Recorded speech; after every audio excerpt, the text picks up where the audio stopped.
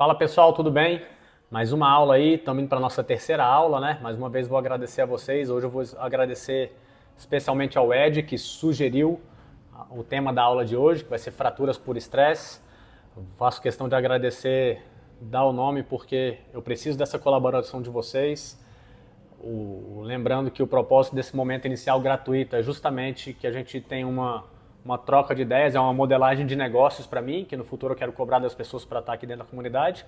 Vou reforçar, porque nós temos pessoas novas dentro da comunidade, que para quem está entrando ainda esse ano, de 2025, né, até o final do ano, vocês não serão cobrados no futuro para participar da comunidade enquanto ela existir. Mais uma vez eu reforço, claro, saiu da comunidade para entrar de novo só pagando, me desculpem, mas também não faz sentido sair se é uma coisa gratuita, né?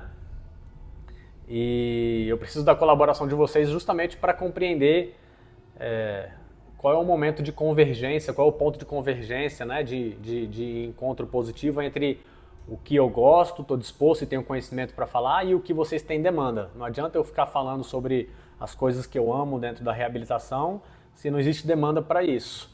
E não adianta também eu tentar me enquadrar no que as pessoas querem que eu fale, se não é uma coisa que eu tenho conhecimento, aptidão e vontade, tesão de falar, né? Então aqui o propósito é justamente encontrar esse meio termo, tanto entre temas, tópicos a se abordar, como também formatos. Então o formato eu acho que a gente está entrando num ponto já muito bom. A gente teve uma votação aí na comunidade que a maioria votou pelo formato de vídeo que a gente está falando.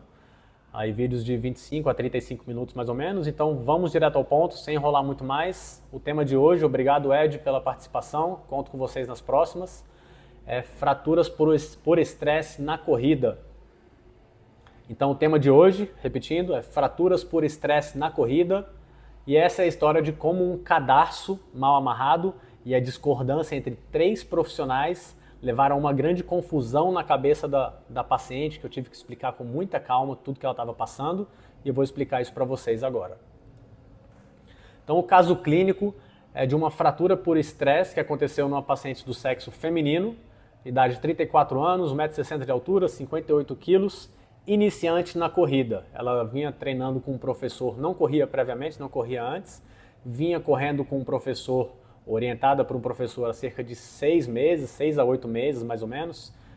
Nesses primeiros 2 meses, aquele período de começar, né? Às vezes não cumpre o treino, às vezes cumpre, mas cumprindo certinho ela vinha há cerca de 6 meses e praticando musculação também orientada por um professor 2 a 3 vezes por semana. Então era uma paciente que vinha fazendo as coisas com supervisão, não estava solta fazendo as coisas da cabeça dela ou planilha da internet. Estava muito bem acompanhada. O professor vinha fazendo uma progressão bem cuidadosa, aumentando o volume devagar, com corridas e caminhadas. E o objetivo dela era melhorar o desempenho nos 5 km, o objetivo no momento da lesão. Então ela era uma paciente que já conseguia correr os 5 km, mas com muita dificuldade. Muitas vezes ela precisava parar para caminhar no meio dos 5 km para recuperar o fôlego e depois retomar a corrida. E o objetivo dela naquele momento não era correr distâncias maiores, era conseguir dominar os 5 km. Para isso, ela vinha aumentando volume e intensidade ao mesmo tempo, que a gente sabe que é um grande fator de risco para lesões por esforço repetitivo, que são as lesões que mais acontecem na corrida. Né? São poucas lesões por trauma e entorse na corrida, só as quedas, né, basicamente, que são poucas. Então, a maioria das vezes, para as lesões de tendinopatias e lesões ósseas por estresse na corrida, nós temos especialmente o aumento de volume de forma abrupta como o maior fator de risco. Aí, à esquerda de vocês, nos gráficos, nós temos um modelo de aumento de volume que aumenta o risco de lesão do artigo bem recente, um artigo desse ano, publicado no BMJ, né, no British Journal of Sports Medicine, que BMJ, né, enfim, no British Journal, que nos mostrou que uma única corrida com um aumento maior do que 10% de todas as outras corridas que você fez naquele mês, que o aluno fez naquele mês anterior a essa corrida, é o maior fator de risco que a gente tem atualmente para risco de lesão. É o que mais aumenta o risco de lesão da pessoa. E essa paciente vinha aumentando tanto o volume como a intensidade, como eu falei, e passou por um episódio em que ela virou para o professor, e aí ela teve uma coisa rara nas fraturas por estresse, que é um momento único que desencadeou a lesão, um fato único, né? Desculpa, não vou falar fato único porque ela vinha nesse aumento de volume e intensidade, mas um treino único quando ela realmente sentiu a lesão. Geralmente os pacientes com fratura por estresse, eles vêm de uma dor progressiva, que ela aparece de pouquinho em pouquinho e vai aumentando. O relato mais comum é esse, não em todos, mas o mais comum. Essa paciente não, ela estava sem dor nenhuma e de repente em um treino ela sentiu muita dor. O que aconteceu nesse treino? Ela vinha com o tênis um pouco folgado, se queixando para o professor que ela estava sentindo o pé sambando dentro do tênis, né, dançando dentro do tênis, um pouquinho folgado. E aí o professor teve a brilhante ideia, eu posso falar isso porque eu não sei quem é o professor, mas teve a brilhante ideia, né, digna de um Nobel, de falar: vamos amarrar o cadarço. Parece sarcasmo meu, mas o que aconteceu? Não, é sarcasmo, né, óbvio. Mas o que aconteceu nesse caso? O professor amarrou o cadarço do tênis dela. Claro, se o tênis está folgado, a primeira coisa que a gente vai conferir é o cadarço. Ele não está errado nisso. Mas ele amarrou forte, bem forte, ao ponto que a paciente se queixou, pelo menos é o relato dela para mim, ela se queixou na hora. Está muito apertado, está me incomodando em cima do pé. E ele falou: melhor incomodar, deixou bem amarradão, né? Ele falou: melhor incomodar em cima do pé do que deixar o pé solto lá dentro do tênis, porque o pé solto vai ficar instável e o tênis está lá para estabilizar seu pé. Então vamos deixar bem firme mesmo. Aí ela falou: tá incomodando bastante. Isso é o relato dela, né? E ele falou: vai correr assim, que é melhor do que o pé solto dentro do tênis. O que acontece quando você amarra muito o cadarço e ele fica estrangulando? O arco plantar, ele está lá para fazer um jogo de absorção de carga, né? Quando a pessoa pisa no chão, ele deve absorver carga. Se você estrangula e não permite movimentação do arco plantar e movimentação entre os metatarsos e os demais ossos do tarso, né? Os ossos do pé, você limita o desabamento do arco e a capacidade de absorção de carga pelo arco plantar e limita também a dorsiflexão do tornozelo, porque se o pé não está desabando, a tíbia não vai conseguir se projetar tanto à frente biomecanicamente. Então, se você não está absorvendo carga e distribuindo essas cargas de impacto e de carga do corpo sobre o pé, e você limita a dorsiflexão, a tíbia não está fazendo uma translação tão grande para frente assim, a pessoa vai ter que ir mais à ponta do pé mais cedo. Isso aumenta as cargas sobre o metatarso. E aí, essa paciente, no mesmo treino, ao final do treino, passou a se queixar de dores no dorso do pé, perto dos dedos. Uma dor distal no pé.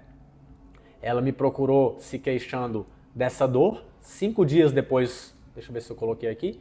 5 dias depois do acontecimento, ela já veio cedo, diretamente à fisioterapia, não passou pelo médico ortopedista, eu já tinha tratado ela por outras coisas, então ela veio diretamente a mim.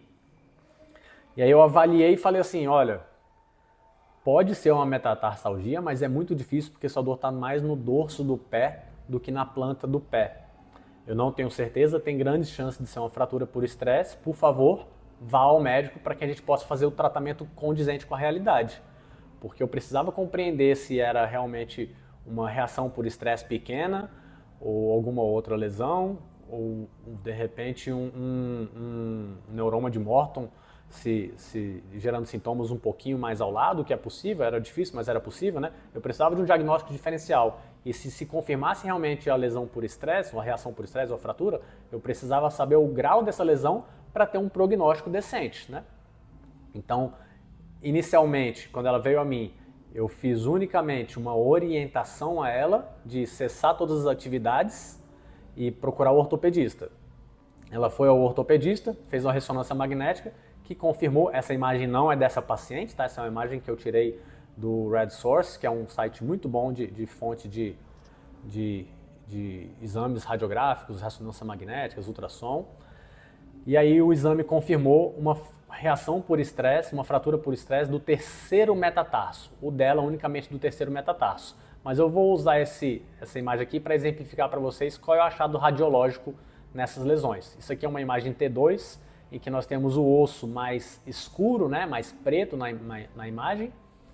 E aquilo que for inflamação, o líquido vai ficar mais branco na ressonância magnética em T2. E aí você vê aqui os ossos do tarso bem escuros, bem escuros, quinto metatarso aqui bem escuro, e o terceiro meta, aqui nós temos o primeiro raio, né, o primeiro metatarso, o segundo já um pouquinho mais branco na região óssea, e o terceiro meta bem branco, bem branco, bem branco. Mais uma vez, essa não é a imagem da minha paciente, essa é uma imagem que eu tirei do Red Source, mas exemplifica muito bem o que foi encontrado nesse caso, tá? Nesse caso aqui dessa pessoa, dessa imagem, a gente tem até uma reação por estresse também no navicular, tá bom? Mas no caso dessa paciente era única e exclusivamente no terceiro metatarso, assim como essa imagem aqui, marcado por um asterisco vermelho e eu estou apontando aqui com o mouse, tá bom? Esse foi achado clínico da ressonância magnética. E aí o médico encaminhou a paciente de volta a mim, solicitando a fisioterapia condizente para fratura por estresse. E aí eu iniciei a reabilitação, cerca de 10 dias depois da lesão, mais ou menos, com suspensão de todas as atividades com impacto ou descarga de peso. Isso eu já tinha iniciado lá antes da confirmação da ressonância magnética. Então essa paciente suspendeu a corrida, continuou pedalando levemente, suspendeu a corrida, tá? A musculação, a gente retirou todos os exercícios em cadeia cinética fechada, então agachamento, leg press, tudo que mantinha o pé no chão, e mantivemos os exercícios em cadeia aberta para os demais segmentos, além do tornozelo e pé. Então joelho podia fazer extensora, flexora, glúteo podia fazer glúteo em cadeia aberta, como glúteo 4 apoios, abdutor, adutor e demais exercícios. Nada de glúteo na polia para não manter a descarga de peso de apoio no chão, tá bom? Suspendemos todos os exercícios em ponta de pé, então tudo de colocar a carga na ponta do pé, exercício de panturrilha, salto, qualquer coisa do tipo. Uso de tênis macios e crocs pela maior parte do tempo possível nas atividades diárias, então pedi para ela evitar ficar descalça ao máximo e usar crocs ou qualquer outro chinelo que fosse muito macio para evitar ficar amassando muito o pé no chão, tá? Dar o máximo de descanso possível para o pé, e cortei salto alto de todas as formas.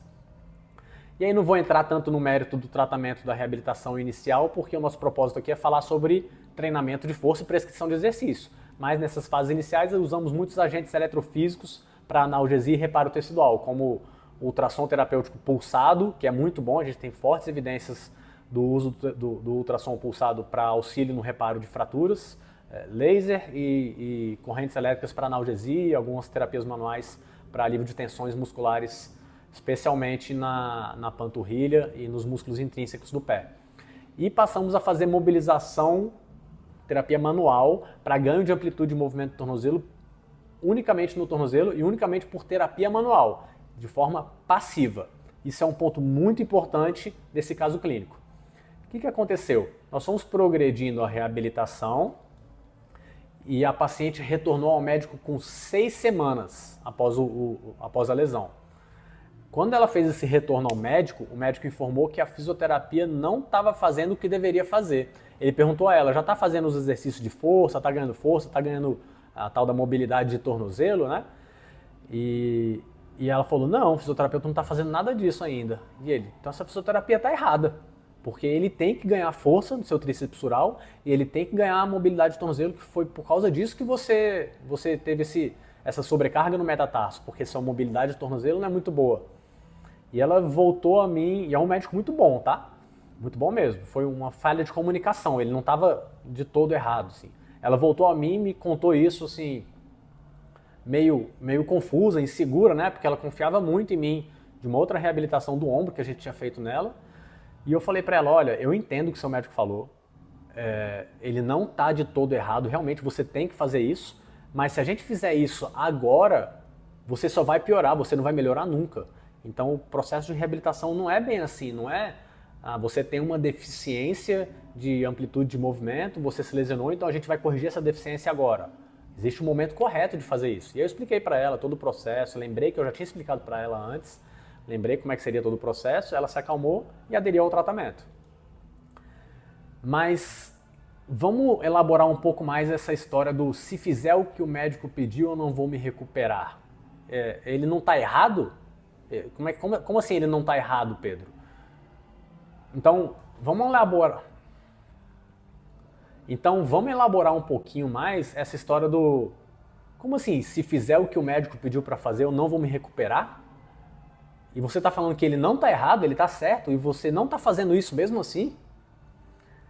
Vamos entender um pouquinho mais a tomada de decisão clínica dentro da fisioterapia no processo de reabilitação de uma fratura por estresse. Para isso, a gente tem que compreender a fisiologia óssea da fratura por estresse. Então, de uma forma geral, né, vamos lembrar dos processos ósseos. A gente tem osteoclastos, as três principais células do osso, né, os osteoclastos trabalhando na reabsorção óssea, os osteoblastos na reconstrução óssea, no depósito da formação de mais tecido ósseo, né, e os osteócitos trabalhando ali com a cristalização, com a mineralização e a interpretação e recebimento de informações de carga mecânica, sendo bem superficial.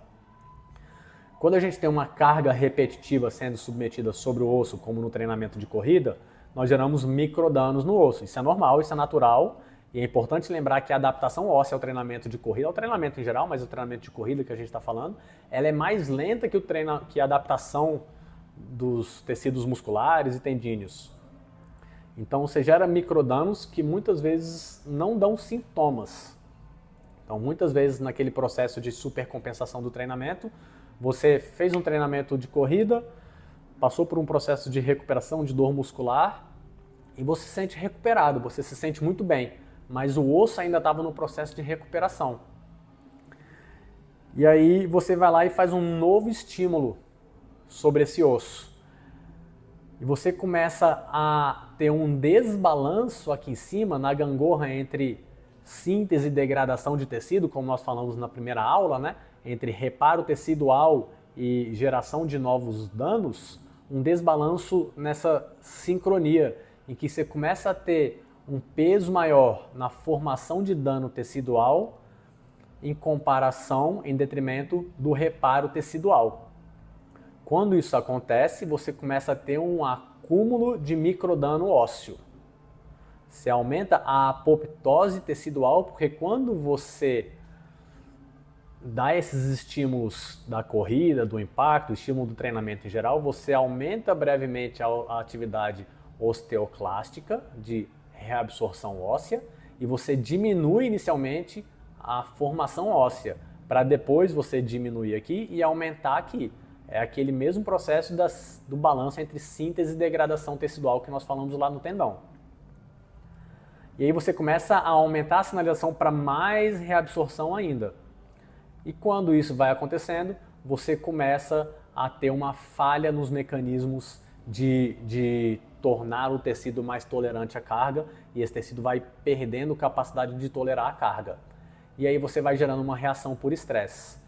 Então, quando a gente entra nesse processo de reação por estresse, é muito importante a gente compreender quais são os processos fisiológicos de reparo tecidual do osso. Nós temos dois principais processos biológicos que acontecem simultaneamente e são muito diferentes, e em velocidades diferentes. Em primeiro lugar, e principalmente, nós temos um processo chamado de remodelamento direcionado do tecido ósseo. Esse é um processo clássico mediado por osteoclastos, aumento da atividade de osteoclastos, diminuição de osteoblastos inicialmente, para posteriormente aumentar a atividade de osteoblastos. É um processo que inicialmente remove microdanos que acontecem dentro do tecido osso cortical e também no tecido osso trabecular. Então, nesse processo, a gente tem aqui nas imagens dos artigos, nós temos progressivamente um aumento da porosidade óssea. O tecido vai perdendo mineralização, o tecido vai perdendo capacidade de tolerar a carga. Então, nas semanas iniciais da recuperação de uma reação por estresse ou de uma fratura por estresse, nós temos um aumento da atividade osteoclástica, que é a reabsorção óssea, para limpar de lá aquele tecido lesionado, que leva à diminuição da capacidade de tolerância à carga do osso progressivamente. Então, nas primeiras 4, 6, até em alguns casos 16 semanas de tratamento, nós temos um pico de maior porosidade óssea, ou seja, menor densidade mineral óssea. Então, progressivamente, nas primeiras semanas de uma reabilitação de uma fratura por estresse, o osso só perde qualidade para posteriormente ele recuperar sua capacidade de tolerância à carga.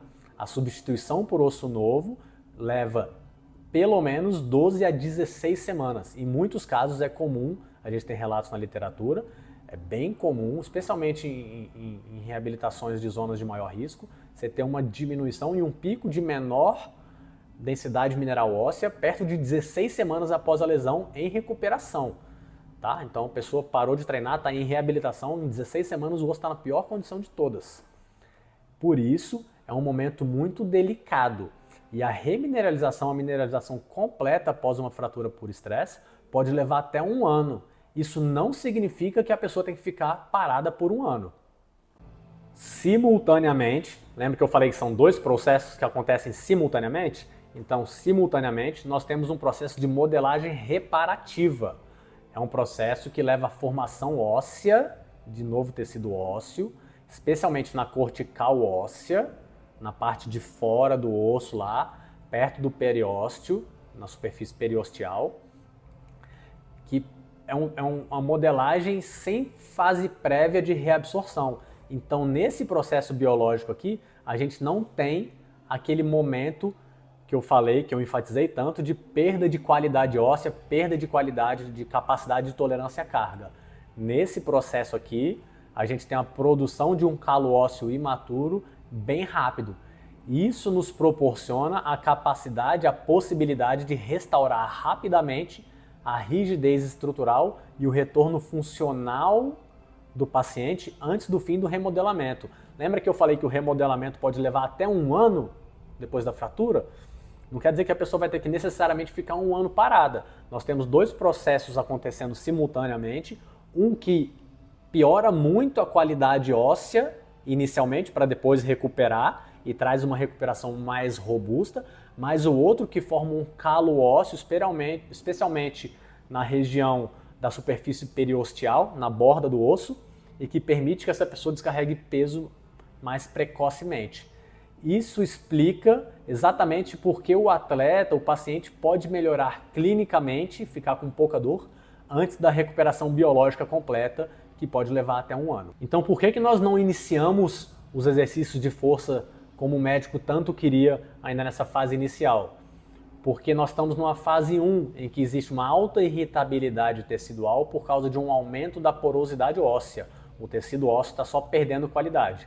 Nesse momento, o objetivo é proteger o osso, não é submeter esse osso a cargas. E aqui nós temos as palavras, entre aspas, dos autores de um artigo que traz as diretrizes de tratamento de lesões por estresse de baixo risco em tíbia e metatarso em corredores.